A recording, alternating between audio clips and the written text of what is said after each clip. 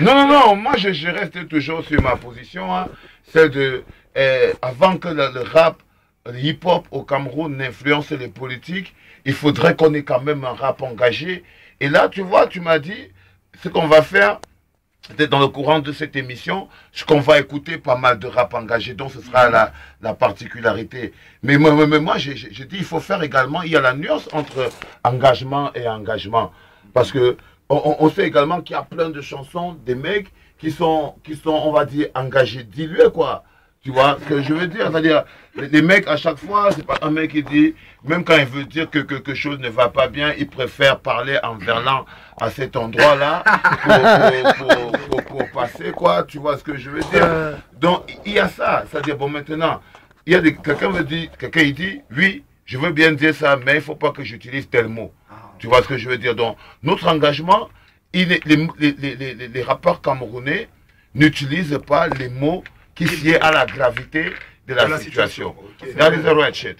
Parce que si jamais ils avaient un vocabulaire qui était... Parce qu'on ne peut pas être, par exemple, dans un gros pot de merde et dire que c'est sale. Tu vois ce que je veux dire? Bah, je comprends. C'est un peu compliqué ça. Donc moi, c'était un peu ça aussi l'autre truc. C'est qu'on se trompe nous-mêmes dans notre logique d'engagement. Parce que nous, artistes de hip-hop, parfois, on n'est plus flagrants. On veut se faire passer pour des artistes engagés. On veut faire croire aux gens qu'on est telle personne. Moi, je dis, cite-moi 2 artistes au Cameroun qui t'ont fait 2 artistes, 2 projets engagés de suite, ou bien un seul projet engagé complet, parce qu'il ne s'agit pas de venir dans un CD pour chercher une chanson dans un album qui s'appelle Peace Love. Tu vois ce que je veux dire?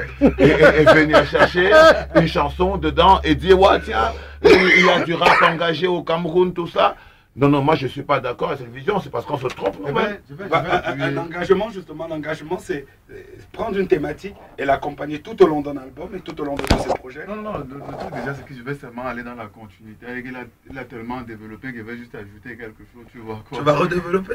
Non, pas redévelopper, quoi. Je vais juste apporter pour éclairer encore un peu plus. Bon.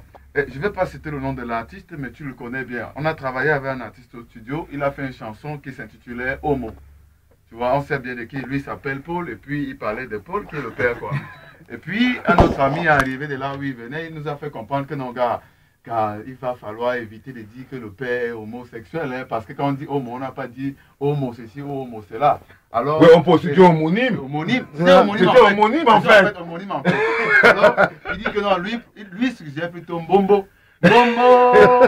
Tu vois, et puis on a adopté. On ne pas dire homo, pour la simple raison que mon homo, qui dans le cas d'espèce serait homonyme, peut aussi être homosexuel. Non, mais c'est sérieux. Je prends le simple d'un ami à moi, il s'appelle Satan Oshimine.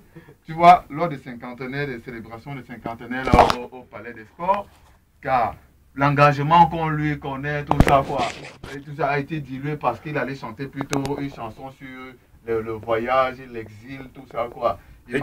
L'exode, voilà. Tu vois. Donc, à un moment donné, il faut vraiment se poser la question, qui est engagé, qui est pseudo-engagé.